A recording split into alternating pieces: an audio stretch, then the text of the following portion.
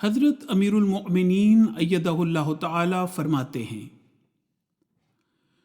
دنیا کو تباہی سے بچانے کا یہی ایک ذریعہ ہے کہ لوگ رحمان خدا کو سمجھیں، ورنہ رحمان خدا کے احسانوں کی قدر نہ کرنے کی وجہ سے ایسے عذابوں میں مبتلا ہوں گے جو کبھی بیماریوں کی صورت میں آتا ہے، کبھی ایک دوسرے کی گردنیں مارنے کی صورت میں آتا ہے، کبھی ایک قوم دوسری قوم پر ظالمانہ رنگ میں چڑھائی کر کے ان سے ظالمانہ سلوک کر کے عذاب کو دعوت دیتی ہے، کبھی اللہ تعالیٰ کی طرف سے زمینی اور سماوی عذاب آتے ہیں۔ بس دنیا کو ان عذابوں سے بچانے کی کوشش کرنا ہمارا کام ہے، جس کا بہترین ذریعہ، جیسا کہ میں نے کہا، اللہ تعالیٰ کا پیغام پہنچانا ہے، پھر اللہ تعالیٰ پر معاملہ چھوڑنا ہے، کیونکہ مردوں کو زندگی دینا اللہ تعالیٰ کا کام ہے۔ بس یہ ایک بہت بڑا فرض ہے جو احمدیت میں شامل ہونے کے بعد ہم پر عائد ہوتا ہے۔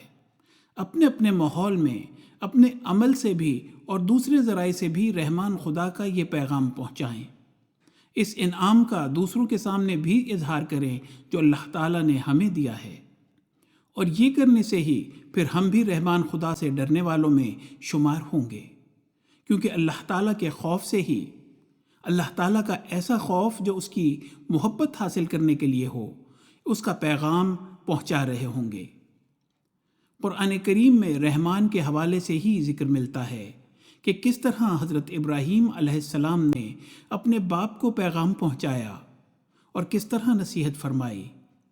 فرماتا ہے، بسم اللہ الرحمن الرحیم، یا ابت لا تعبد الشیطان ان الشیطان کان للرحمن عصیا، یا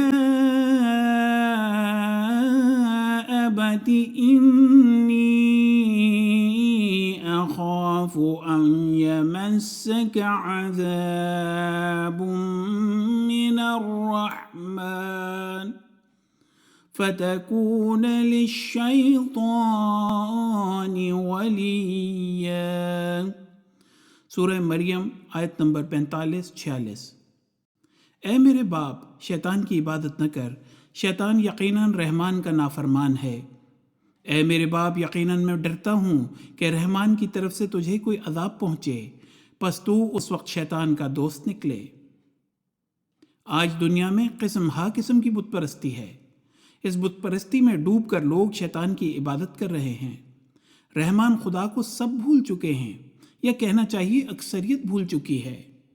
اس طرف کسی کی نظر جانے کو تیار نہیں کہ رحمان خدا کا شکر گزار بنے۔ مغرب اور یورپ کی دیکھا دیکھی مسلمان کہلانے والے بھی رحمان سے عملاً تعلق توڑ چکے ہیں۔ آج اس کے نتیجے بھی ہم دیکھ رہے ہیں۔ دنیا اور دنیا کی ہوا و ہوس سب سے پہلے ان کا مطمع نظر بن چکی ہے۔ حوالہ خطبہ جمعہ فرمودہ 19 جنوری 2007۔